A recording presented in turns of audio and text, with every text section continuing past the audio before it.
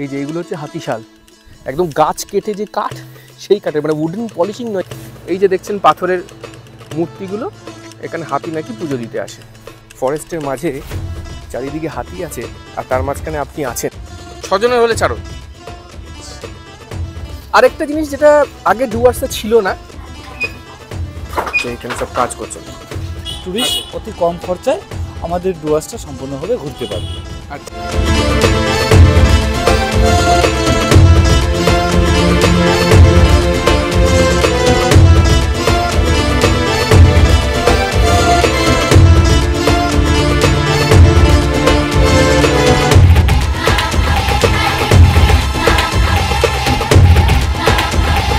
Good morning from Dooars. আজকে আমাদের ডুয়ার্সের লাস্ট দিন, মানে আমাদের ব্রেকফাস্ট হয়ে গেছে, কমপ্লিট হয়ে গেছে, আমরা রেডি হয়ে গেছি, চেক আউট করে নিয়েছি, এবার বেরিয়ে যাচ্ছি। আমাদের ট্রেন আছে বন্দে ভারত দুপুর 3টে নিউ জলপাইগুড়ি থেকে। তো সাহেবই নিয়ে যাবে আমাদের, 2-3টে জায়গা সাইট সিইং করবো, করে আমরা 2টোর মধ্যে হয়তো এনজেপি পৌঁছবো। 3টে জায়গা আমরা আজকে সাইট সিইং করবো। চলুন এই লাস্ট দিনের ট্রিপে চলুন আমাদের সাথে। আজ আমাদের সাইট সিইং এর লিস্টে আছে 3টি জায়গা: ধূপজোড়া এলিফ্যান্ট ক্যাম্প বা গাছবাড়ি, হাতির মন্দির আর গাজলডোবা। তার মধ্যে ধূপজোড়া এলিফ্যান্ট ক্যাম্প আমাদের প্রথম গন্তব্য।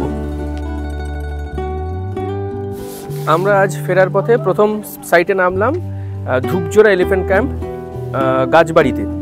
তো নেমেই প্রথম যেটা দেখছি, দেখুন এখানে চা বাগানে কি সুন্দর ইয়েরা কাজ করছেন, সব মহিলারা চা তুলছেন। সবাই নেমে চায়ের চারা সেগুলো তুলছেন, কাটছেন। এখন চা পাতা তুলে ফেলার সিজন, তুলে আবার চা প্রসেসিং, আবার নতুন পাতা গজাবে। এই হচ্ছে গাছবাড়ির ভেতর। এই আমরা গাছবাড়ির ভেতরে ঢুকলাম। এইখানে একটা সেলফ হেল্প গ্রুপ আছে এইখানে, যেখানে সব হাতের বানানো জিনিসপত্র বিক্রি হয়। তো কেউ আসলে এখান থেকে তাদের হাতের বানানো জিনিস কিনতে পারেন।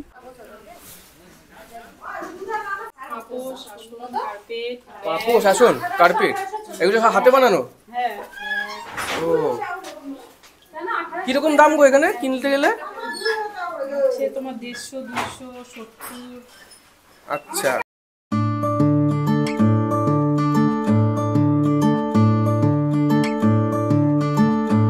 সোজা রাস্তাটা গেছে না, সোজা এইখানে একটু দূর গেলেই কিন্তু হাতি দেখতে পাওয়া যায়, কিন্তু হাতিগুলো নিয়ে এখন সাফারিতে বেরিয়ে গেছে, তাই এখন হাতি নেই। আর এইখানে দেখুন এইদিকে সব কটেজেস আছে, এইগুলো হচ্ছে কটেজেস। সে এইখানে কিন্তু থাকে লোকজন, গাছবাড়ি এরিয়াটায় এইটা পুরো কটেজ। এখানে আপনি থাকলে কিন্তু আরামসে হাতি এমনি দেখতে পাবেন। যেটা ধূপজোড়া এলিফ্যান্ট সাফারি ক্যাম্প, এটা ওয়েবসাইট থেকে বুক করা যায়। গাছবাড়ি আর গরুমারা এলিফ্যান্ট ক্যাম্প দুটো নামই দেখে নিতে হবে সার্চ করে। এটা পাওয়া খুব মুশকিল, কিন্তু খুব সুন্দর নাকি কটেজগুলো। বললো যে এখানে আপনারা অনলাইনে বুকিং করলে পেয়ে যাবেন। এখানে দেখুন এই যে ঘরগুলো, এগুলো কিন্তু সব কাঠের, একদম একদম গাছ কেটে যে কাঠ, সেই কাঠের, মানে উডেন পলিশিং নয়, যেরকম আমাদের রিসোর্টে দেখানো ওরম নয়, অ্যাকচুয়াল কাঠের। এই কাঠের গুঁড়ির ওপরই দাঁড় করানো। এই দেখুন এই কটেজগুলো কাঠের গুঁড়ির ওপরই দাঁড় করানো। শিলাবতী কটেজের নামও লেখা আছে, এক একটা কটেজে এক একটা নাম। এইটা হচ্ছে যে ডাইনিং এরিয়া। দেখুন একটা আলাদা এক্সপিরিয়েন্স হবে কিন্তু এখানে এসে যদি থাকা যায়।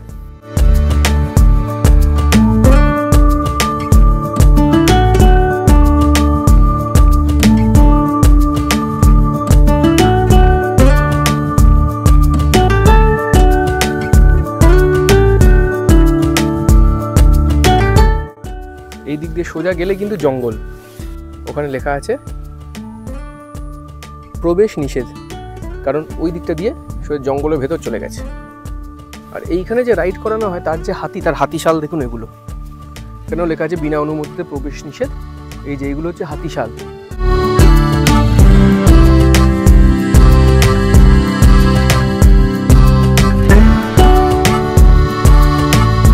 আমরা নামলাম এবার আরেকটা জায়গায়, এখানে একটা মন্দির আছে, সেখানে নাকি হাতি নিজে পুজো দেয়, বিশাল মান্যতা।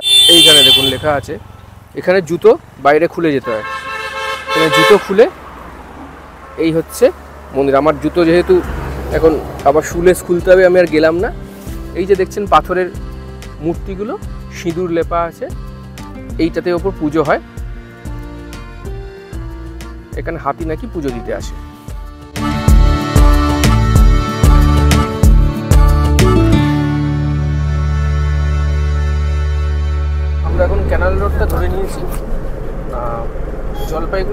দুটো রাস্তা, একটা চলে গেছে করোনেশন ব্রিজ হয়ে, আর একটা এই ক্যানাল রোডের পাশ দিয়ে। তো আমরা যেহেতু গাজলডোবা হয়ে ফিরবো, মানে গাজলডোবা ভিউ পয়েন্ট আমরা দেখবো, জায়গাটা দেখবো, তাই জন্য আমরা ক্যানাল রোডটা ধরেছি।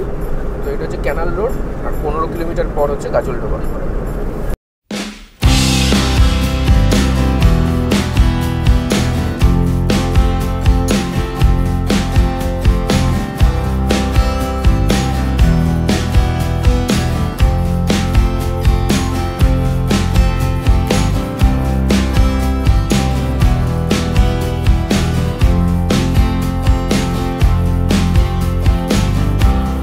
আমরা এখন এসে নামলাম এই গাজলডোবা ভিউ পয়েন্টের এখানে, যেখানে নামালো এই দিকে হচ্ছে এইখানে ওয়েস্ট বেঙ্গল গভর্নমেন্টের সুভেনিয়ার্সের শপ। এখানে দেখুন পরপর সাইকেল দাঁড়িয়ে আছে, আপনারা সাইকেল নিয়েও রাইড করতে পারেন, টোটো নিয়েও রাইড করতে পারেন। এইখানে সামনে এই দিকটা আছে হচ্ছে পার্কিং, আর এই দিকে সোজা এগিয়ে যেতে হবে, এইখানে বোট রাইডের ব্যবস্থা আছে। উপরে এই গাজলডোবা যে পয়েন্টটা করেছে এটা পুরোটাই তিস্তা ব্যারেজের ওপর, পুরো তিস্তা নদী বিশাল এখানে, আর তার উপরে এই ভিউ পয়েন্টটা। এই দেখুন, এই হচ্ছে সুবিশাল তিস্তা নদী, এইটা হচ্ছে ব্যারেজ যেটার উপর দিয়ে আমরা এলাম, আর এইটা হচ্ছে পুরো তিস্তা নদীটা। এত বিশাল তিস্তা নদী অন্য কোথাও দেখা যায় না, সেটাই বলছিল। ওই দূরে ওই দিকে হচ্ছে তিস্তার আরেকটা পার, যেটা চোখে দেখাই যাচ্ছে না। তারপর দেখুন বোটিং, কত সুন্দর বোট, সব কালারফুল বোট এখানে রাখা আছে, পরপর পরপর কালারফুল বোট। আর ওখানে শিকারাও আছে, এখানে আপনারা বোট রাইড করতে পারেন। আর এই যে পুরো ক্যানাল মতন দেখছেন, এটার মাঝ দিয়ে পুরোটাই বোট রাইডটা হয়। এই যে একটা বোট যাচ্ছে দেখুন, প্যাসেঞ্জার নিয়ে বোট রাইডের জন্য বোট যাচ্ছে। এখানে এই শিকারা টাইপের ছাউনি দেওয়া বোটও আছে সব বোটে, আর কিছু কিছু আবার ডিঙি নৌকার মতন বোটও আছে। কত করে গো বোট রাইড? রাউন্ড? আচ্ছা, কিরকম, কত কত করে?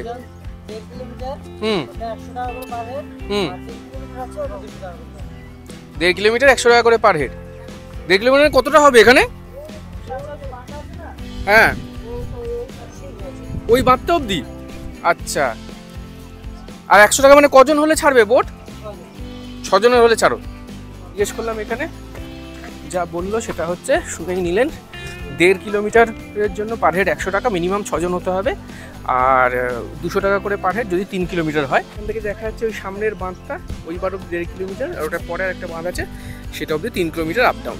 যেটা মেন এখানকার সেটা হচ্ছে এই তিস্তা ব্যারেজের ওপর সানসেট দেখা, তিস্তা নদীর ওপর। গাজলডোবার সানসেট হচ্ছে অন্যতম আকর্ষণ। যারা গাজলডোবাকে এনজয় করতে চান তারা একটু আসবেন, একদিন থাকবেন, সানসেটটাকে এনজয় করবেন বিকেলবেলা সন্ধ্যাবেলা, তাহলে কিন্তু গাজলডোবার সেরা রূপটা আপনারা দেখতে পাবেন। ওই দিকে যদি দেখেন, ওটা হচ্ছে বৈকুণ্ঠপুর ফরেস্ট, তো আরেকটা জঙ্গল বৈকুণ্ঠপুর ফরেস্ট সেটা।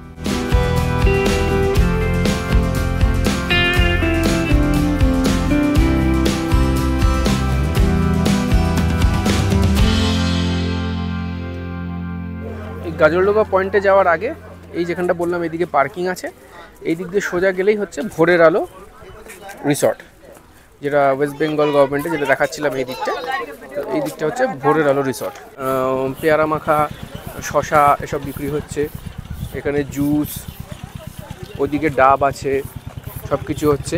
আর এই পার্টটা পেরিয়ে গেলে, মানে যেটা দিয়ে আমরা এলাম ওটা দিয়ে, ওটা পেরিয়ে অপোজিটে কিন্তু প্রচুর খাবারের দোকান, যেখানে মাছ ভাজা টাছ ভাজা সব আছে।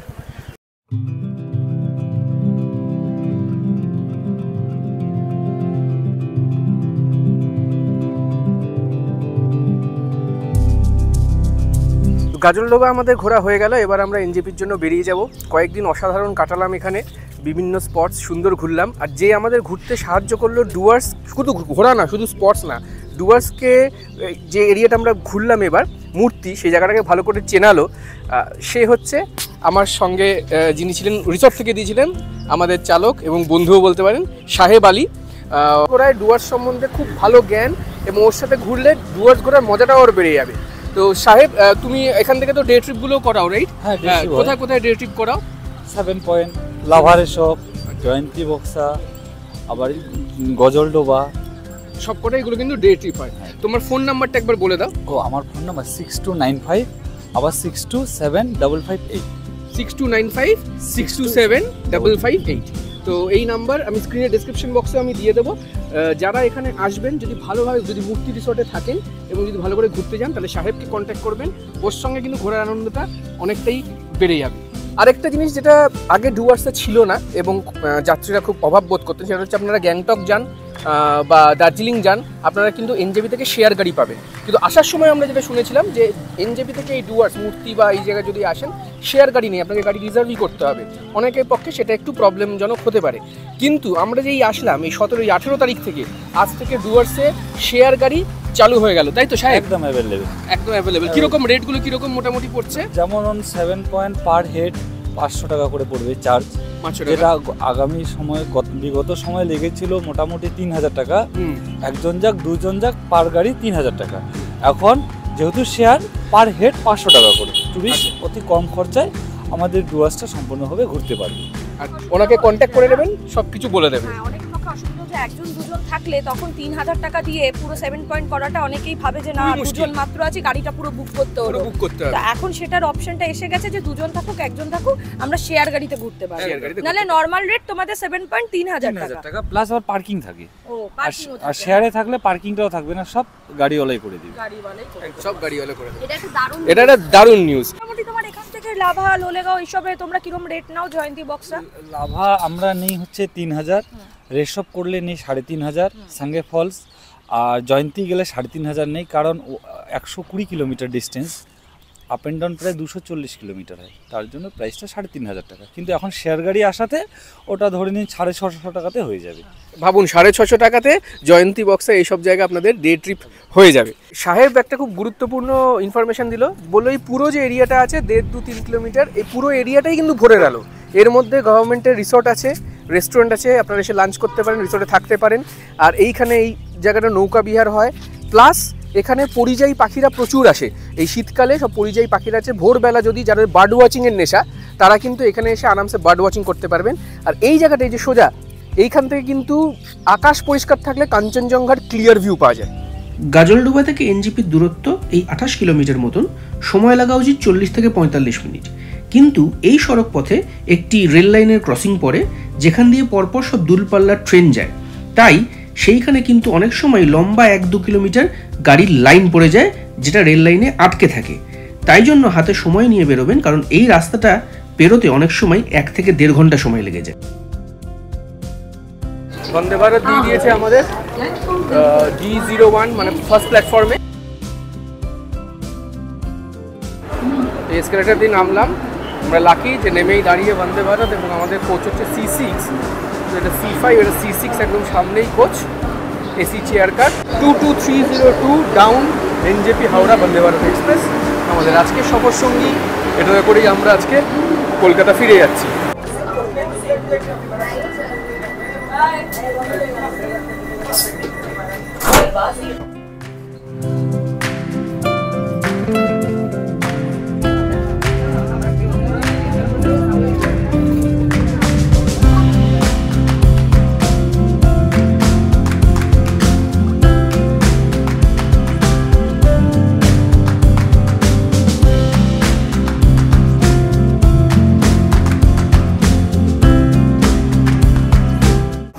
এখন বাজে প্রায় 4:40।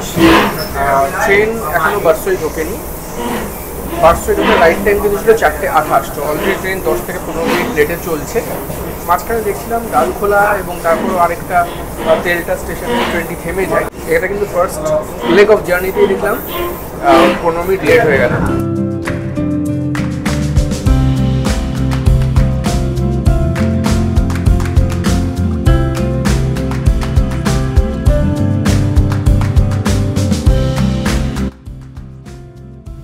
এনজেপি থেকে হাওড়া ফেরার বন্দে ভারতে আপনাকে কিন্তু ডিনার আর স্ন্যাক্স দেবে। তো স্ন্যাক্সে ছিল টিকিট, তার সঙ্গে চিড়ে ভাজার একটা প্যাকেট, তার সঙ্গে একটা বাদাম চিকির প্যাকেট, আর তার সঙ্গে গরম গরম খাস্তা কচুরি। খাবার দাবার বেশ ভালোই ছিল, খাস্তা কচুরিটাও বেশ গরম ছিল। তো ট্রেনে ওঠার প্রায় এই আধ ঘন্টার মধ্যেই কিন্তু আমাদের এই স্ন্যাক্স সার্ভ হয়ে গেছিলো।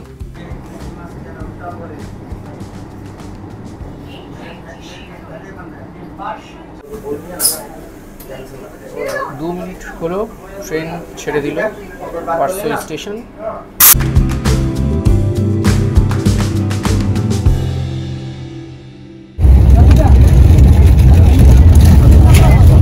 প্রায় 230 কিলোমিটার পথ অতিক্রম করে ট্রেন এখন ঢুকছে মালদা টাউন। আমের শহর মালদা। ট্রেন কিন্তু যেরকম বলেছিলাম বারসুই জাংশনে 15 মিনিট লেটে ছিল, এখন কিন্তু মোটামুটি 10 মিনিট বিফোর টাইম মালদা ঢুকছে। মালদা ঢোকার টাইমিং ছিল 5:55, এখন বাজে 5:45, ট্রেন ঢুকছে মালদা। গাড়ি মালদা টাউন স্টেশনে প্রবেশ করছে। গাড়ি 1 নম্বর প্ল্যাটফর্মে নেওয়া হচ্ছে। বাঁদিকে দরজা। ট্রেন সম্ভবত ডিনারের আইটেম উঠছে এখানে মালদা টাউনে।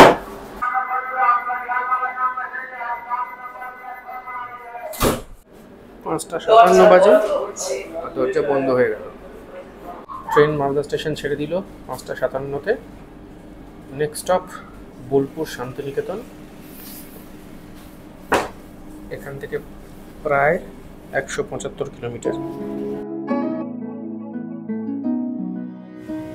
রাত প্রায় 8টা বাজে আর মালদা টাউন ক্রস করতেই আমাদের ডিনার সার্ভ হয়ে গেল।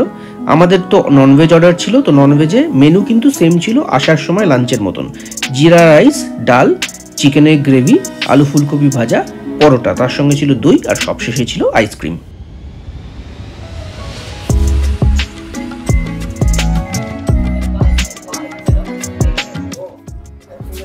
প্রায় 419 কিলোমিটার পথ অতিক্রান্ত করে ট্রেন এখন এসে দাঁড়িয়েছে বোলপুর শান্তিনিকেতন স্টেশনে। এখন বাজে মোটামুটি 9:05। ট্রেনটাকে ঢোকার কথা ছিল 8:15-টায়। তো মালদা টাউন থেকে শান্তিনিকেতন আসার মধ্যে কিন্তু ট্রেন প্রায় 40 মিনিট লেট হয়ে গেছে। অনেক জায়গাতেই ট্রেন দাঁড়িয়ে পড়ছিল মাঝে মাঝে, স্টেশন যেখানে কোনো হল্ট ছিল না, স্লো মুভও করেছে। জানি না রাইট টাইম তো হাওড়া ঢোকা 10:35, এরপর ট্রেন স্পিড পিক আপ করবে কিনা, এই লেটটা পিক আপ করতে পারবে কিনা সেটাই এখন দেখার। 9:05, জাস্ট 1 মিনিট ট্রেন দাঁড়িয়েছে এখনো। অ্যানাউন্স করলো যে ট্রেন এখনই বন্ধ হয়ে যাবে দরজা।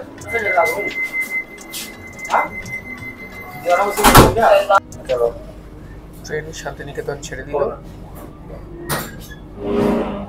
এরপর আর 145 কিলোমিটার বাদে আমাদের last station Howrah. Bolpur Santiniketan cross করতেই আমাদের ট্রেন ভালোই স্পিড তুলে নিল। দেখতে দেখতে আমরা ক্রস করলাম বর্ধমান জাংশন, আর তারপর একদম অলমোস্ট রাইট টাইমে কিন্তু আমাদের ট্রেন ঢুকলো হাওড়া। আজকের গল্প যদি ভালো লেগে থাকে তাহলে অবশ্যই একটা লাইক করে দেবেন, আর চ্যানেলে নতুন হলে সাবস্ক্রাইব করতে কিন্তু ভুলবেন না। আবার দেখা হবে নতুন কোনো গল্প নিয়ে, তবে আজ এইটুকুই থাক। ভালো থাকবেন, সুস্থ থাকবেন, আজকের মতন টাটা।